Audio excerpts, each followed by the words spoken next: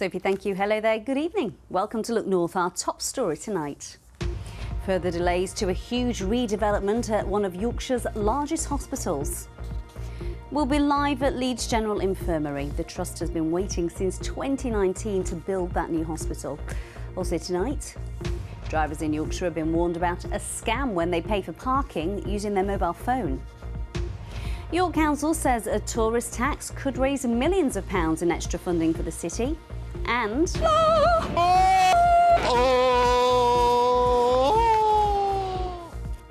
can football fans in Bradford really become opera singers?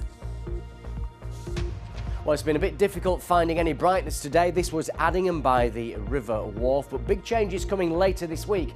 Join me for that detailed forecast.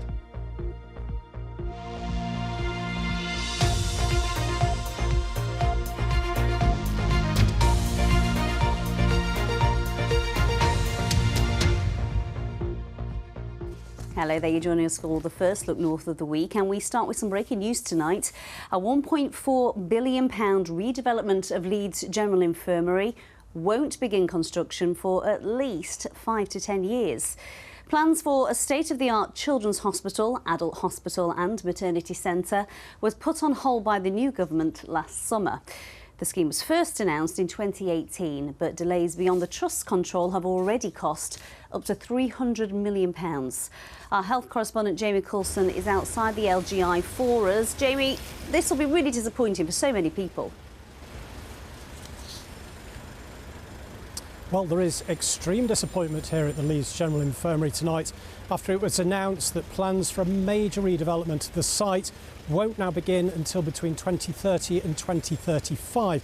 Estimated pre-construction work starting around 2032.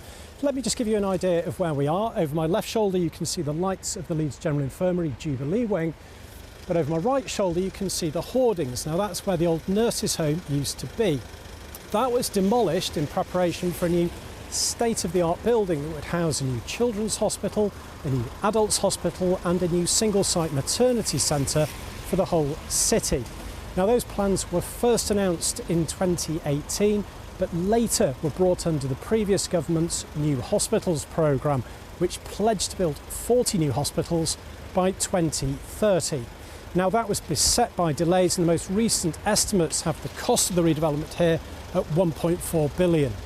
Now the new government, when they came in July, announced a review of the whole programme and today announced a new timeline. Our review of the new hospital programme and the announcement I am making today will do two things. First, put the programme on a firm footing with sustainable funding so all the projects can be delivered. Yeah.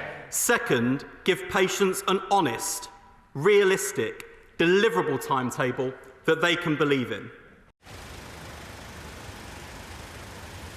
Now, the Trust has always said that these plans are absolutely critical so they can provide services for the future. But beyond that, there is also a crumbling estate here. Some of the buildings date back over 150 years.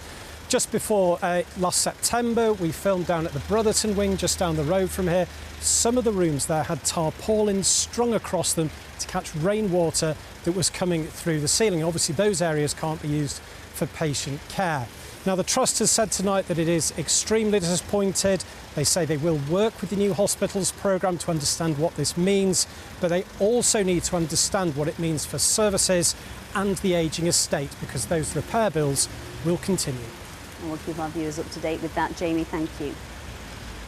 Staying with health now, and doctors in Leeds have performed a UK first operation to remove a type of head cancer through a patient's eye socket. The keyhole surgery took 3 hours to complete. Rovimbo Kavaya, a nurse from Leeds, was up and about the same day and has been left with just a tiny scar near her eye. Medics say the success of the groundbreaking surgery was incredibly rewarding.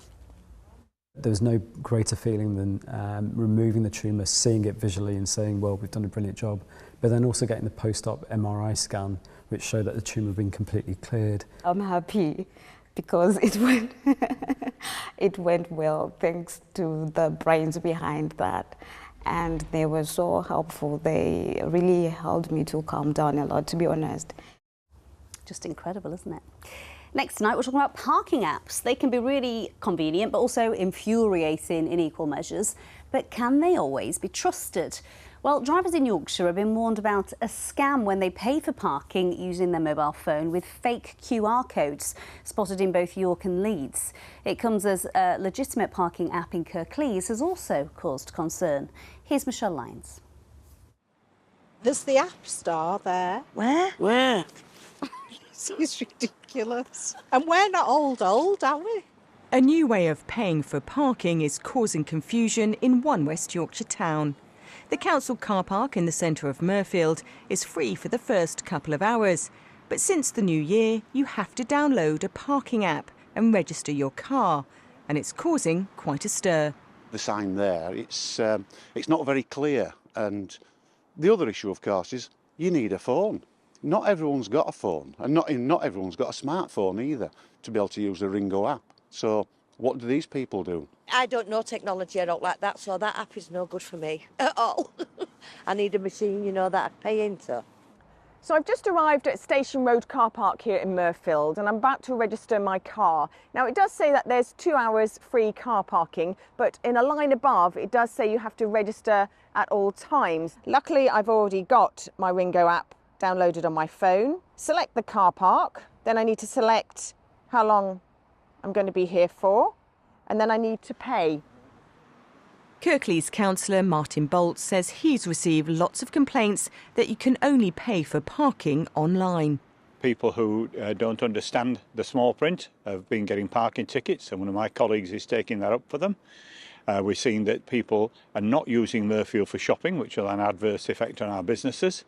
Yeah, I think it's really an ill thought through policy. Kirklees Council say people without a smartphone can also call Ringo to pay for parking, and the company says a convenience fee will not be charged for the first 2 hours. The new system comes at a time when people are being warned of parking scams elsewhere in the region. Sarah Croucher parked close to Leeds city centre just before Christmas and used a QR code which had been placed on the council's notice board, unaware it was a scam. You had to scan the QR code, click on a link, which then took you to the App Store to download an app. And then you have to put your card details in. And I suppose, well, I don't like it, but I have to because I have to pay. They have to get the payment. And I got a text message from my bank more or less straight away to say, sorry, that the payment won't go through. And Sarah's not the only one who's been caught out by fake QR codes. Jackie Jordan was also scammed while parking in York. I had it cancelled. The payments, any future payments, because I was worried about them taking money out of my account. Had to have the bank card cancelled, which I've just had that replaced this morning. Neither Sarah or Jackie lost any money thanks to the swift action of their banks, but parking scams are on the rise, and anyone downloading a new parking app should first check it's legitimate. Michelle Lyons, BBC Look North. Yep, definitely check before you download. Thanks for that from Michelle. The family of a 5-year-old boy who died 8 days after being sent home from Rotherham Hospital have been allowed to see CCTV pictures of him waiting at the urgent care centre.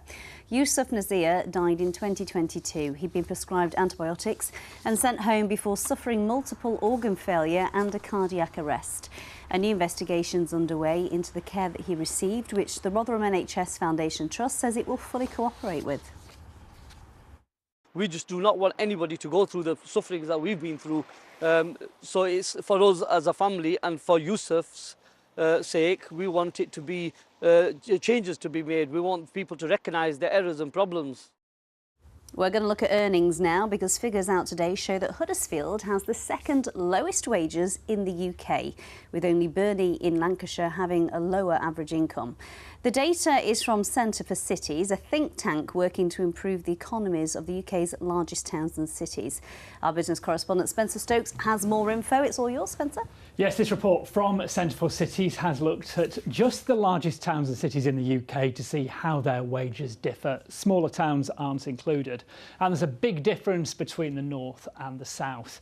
63 places in total, and right at the top, perhaps unsurprisingly, is London, where the average yearly pay is £49,000 a year.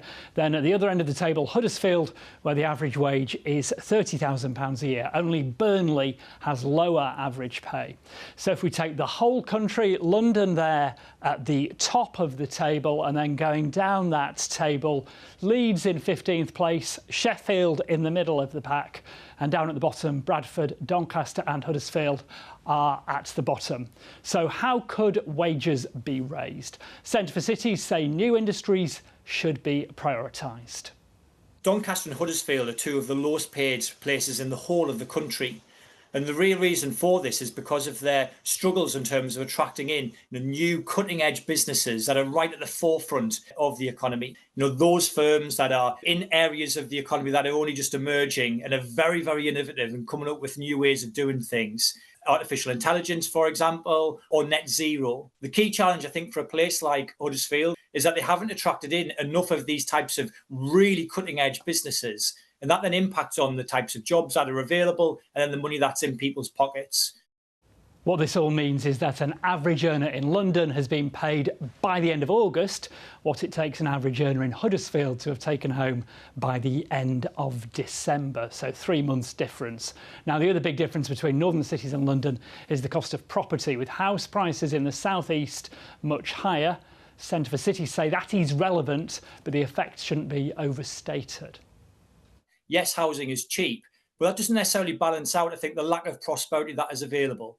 Clearly, there are challenges in terms of the nature of jobs that are available, the pay that's available, and then the implications that has for the performance of the high street and for benefits dependency as well. So clearly, we do want to be getting more prosperity into Huddersfield, even if we have got that offsetting element of housing not being quite so expensive. Now, to grow wages, Centre for Cities say the government should have an industrial strategy that prioritises the cutting edge of the economy, and they also want more powers and bigger budgets to locally elected mayors. Amy. Spencer, thank you very much. We're going to stick with our towns and cities now, because leaders of York Council say introducing a so-called tourist tax could raise millions in extra funding for the city. The idea has strong support from residents in a council consultation, but many in the hospitality sector say that it could make things worse for their business. Carla Fowler has been in York for us today. With its rich history, treasures like the Minster and the cobbled streets of the Shambles, the City of York attracts around 9 million visitors a year. In 2023, tourism brought in £1.8 billion to the economy. So should York be maximising that income by introducing a so-called tourism tax? Elsewhere, that's meant a small added levy to overnight accommodation, which here in York could raise significant extra income for the council. A consultation on York Council's budget proposals revealed over 80% of respondents would in principle back the idea, as did many in York today. Councils are struggling, aren't they? So yeah, I think it probably is a good idea. I mean, you don't notice another pound on your bill, really, do you? We have something similar in the States called temporary occupancy tax, so it's what feeds the coffers of the city, so I wouldn't be opposed to it. I don't think we should. No, I think we should remain impartial and just get on the way we've always done it. Whenever I go sort of on city breaks or something, I always have to pay a tourist tax there. I think it's a great idea.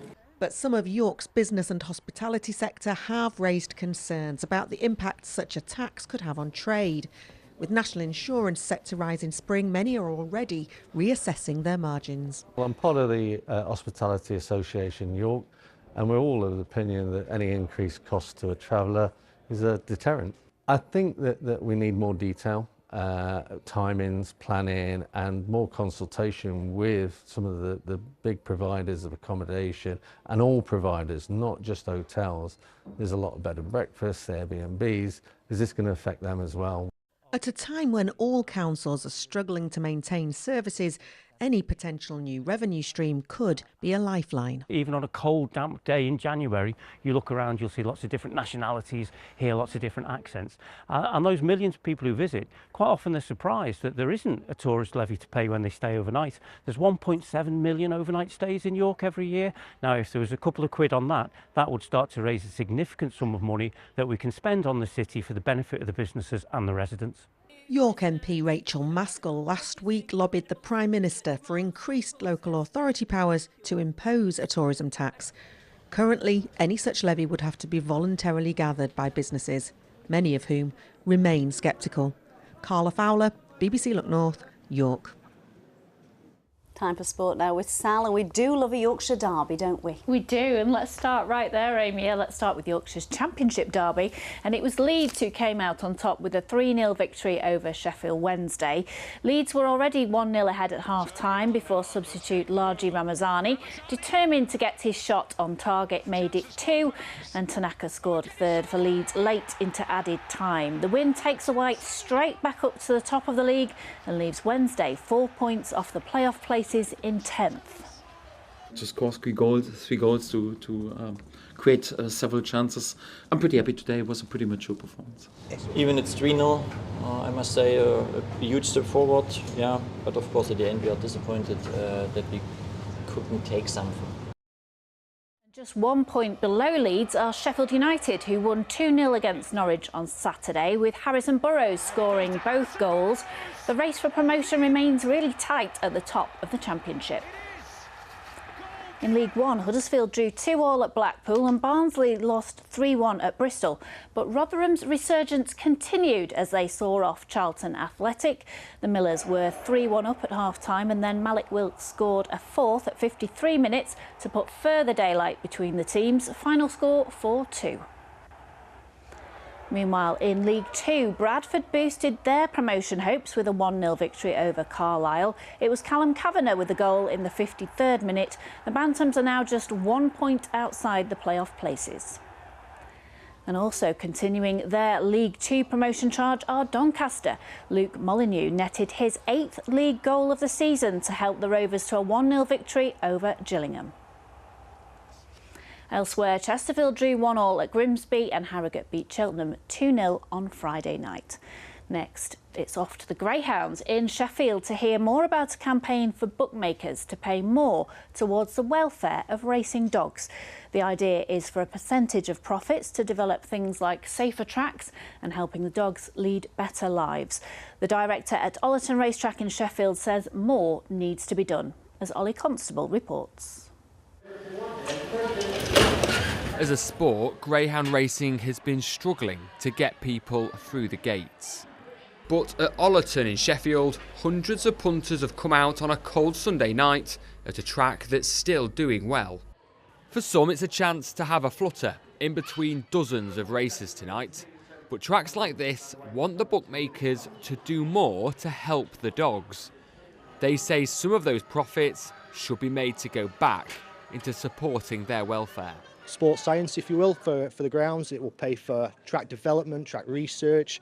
It will pay for veterinarian research. It will help bolster vet care, the aftercare of the grounds, the support for the rehoming of the grounds. It is just everything. The Great British Greyhound Body is asking for a statutory levy on bookmakers' profits. Currently, there's a voluntary one, but the board says it's not enough for the long-term welfare of the animals. The industry is kind of putting everything they can into it, from the stadiums to the trainers who, do the best they can for the welfare in terms of feeding the best produce that we possibly can, checking dogs out regular, looking after their both mental and physical well-being. And we're doing what we can, and now we need the bookmakers to kind of come in and give us that extra support. There's a statutory levy for horse racing. We just want the same treatment as what horse racing are getting. The Betting and Gaming Council said it already voluntarily contributes a significant amount of money towards the welfare of dogs. Last year, bookmakers donated £7 million, but a government petition could now see it become law. Ollie Constable, BBC Look North, in Sheffield. And that for now is your sport, Amy. Thank you, Sally. We're going to stick with sport, sort of, now, because a group of Bradford City football fans will go from singing in the stands to performing as a new choir for a BBC radio programme. Bantam of the Opera, see what we did there, is part of a 2025 City of Culture celebrations. They'll be supported by West End Supremo Andrew Lloyd Webber, opera singer Leslie Garrett and Bradford legend Chris Kamara. Are we actually doing this? Are you sure? I'd give it a good go. I've done things worse. I would if you would, yeah. I won't do it, no. I don't see why not. I'd give anything a try. Footy fans singing opera? Nah. Unbelievable! From the stands to the stage, we're taking a group of footy fans and turning them into opera singers. Yes, you heard me, opera singers. The question is, do you... My head's there. The question is, oh, do you fancy it? Yes! I would, yeah. I'd love to learn to sing. But I'd only do it in the shower or something like that. How does what does it sound like? No chance! You know what? I'll do it with you. And you never know, we might sound okay. For all the details, go to bbc.co.uk/City of Culture. What have I got myself into here? Unbelievable!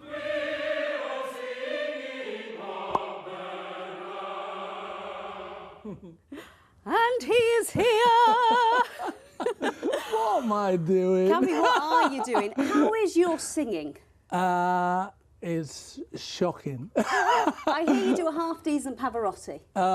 No, but I'll give it a go. Go on, then. Abide with me fast. Is that Pavarotti? Yeah. Oh, yeah. Nessun Dorma. That's definitely Pavarotti. There you are. Yeah. Cammy, you're such a good sport, but there are personal reasons why you're doing this, aren't they? Yeah, of course. When BBC Leeds rang me and said, would you get involved, I realised it's 40 years since the Bradford fire. So I wanted to pay my respects to the 56 who lost their lives and the 265 who were injured. And hopefully we can make some money for the Burns unit along the way and have a little bit of fun with the fans singing opera, and hopefully it all ties in nicely. Singing's really helped with your own struggles. Absolutely, yeah. My voice was shocking at the height of my problems. Obviously, apraxia of speech and dyspraxia, where it affects your balance. So I was going through a bad time, but the music helps you so much. You know, you sing along to tunes and it gets the voice going again. I sing Justin Fletcher's songs to my grandson every day. Yeah. So this is such a lovely project. You've got Andrew Lloyd Webber, who's an ambassador, opera singer Leslie Garrett's involved. Yeah. For any of those Bantam fans who are watching going, I can't sing, they do sing all the time, don't they, when they go to matches? There's an opera singer in us all. Absolutely, and they sound great. All the fans, when they're singing the anthems or singing a player's name all together, sound great. So come on, join us. Even if you mime at the back, we'll have you. Yeah, get involved. Cammy, Yeah. It sounds brilliant. We can't wait to see the progress of you all. Thank you. If you're a Bantam fan, you want to get involved, there's more information, bbc.co.uk/City of Culture. Get involved, as Cammy says. Well, from one Bradford legend to Paul Hudson. Very good. You should be doing this. No, Chris will be very good at it, but he's such a hero to us Bradford fans, so that is fantastic to see. You stick to the day job. Indeed. We're talking about planets. That's right, and it's one of the questions that keeps coming up. There's obviously a lot of interest about the night sky, and I chose this particular question because there's something really, really nice going on in the sky. January's been brilliant. We had Venus very prominent early in the month. I spoke to the West Yorkshire Astronomical Society, Terry Dobson, who told me exactly what was going in the sky right now. It is very unusual, Paul, yeah. We like clear night skies, but it's between 10-20 years that this happens. And the best time is tonight or tomorrow. We've got Venus in the west, which is really, really bright at the moment.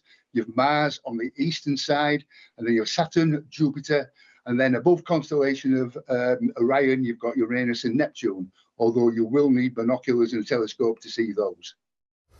I'll tell you what I could do with that T-shirt. I think they're going to go viral. Never mind anything about the night sky. Now, that was a bit complex, so we've put together a BBC diagram in case anybody at home wants to see this. And if you look to the southwest, you've got Venus and Saturn, you've got Jupiter to the left, and then Mars, which looks very pink. You can't miss Mars. And in between, you do need a telescope to see Uranus and Neptune. Now, it does look as though it's going to be quite cloudy tonight and tomorrow night, but there's going to be a chance to see it Wednesday, Thursday and Friday evening. Peak brightness is tomorrow night, but I think we might have to wait for the clouds to clear. And as Terry said, it's a 1 in a 10 to 20 year event. So you don't think it's going to be too cloudy to see it? It will be tonight and tomorrow night, but we'll be able to see it Wednesday, Thursday and Friday evening, fingers crossed. So we'll look forward to that. If you've got any more questions, and we're going to keep revisiting this night sky stuff because I know you're really interested, send your questions in there on weather, climate, night sky, whatever you want, and we cover this sort of stuff on every Monday evening. So let me show you a couple of pictures very, very quickly. There was a bit of sunshine. That was Saturday in Cawood at sunset. Absolutely beautiful. And, you know, the sun tried to come out in Filey this afternoon, but it failed. And we're going to have to probably wait until later in the week before we see some sunshine. Well, we've got some big changes coming because low pressure will dominate widespread gales by the end of the week.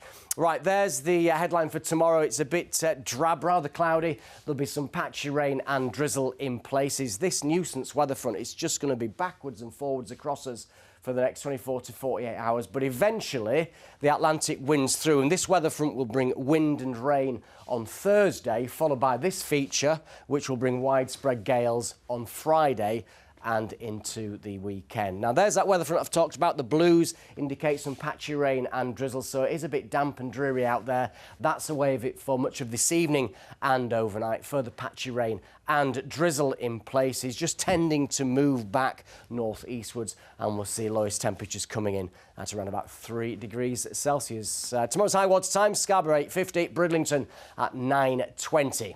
So tomorrow does look mostly cloudy, some patchy rain at first tending to clear away, but then it returns from the northwest. Best chance of the dry, brighter conditions across more eastern parts of South Yorkshire, maybe up to Scarborough, and we'll see temperatures coming in at around about 6 or 7 degrees. More live weather at 10:30. That's the forecast. Remind us Wednesday about Planet Parade again. Definitely. Thank you very much for that. That is it from us. Mark Ansell will be here with your late news at 10:30 with Mr. Hudson. Bye-bye.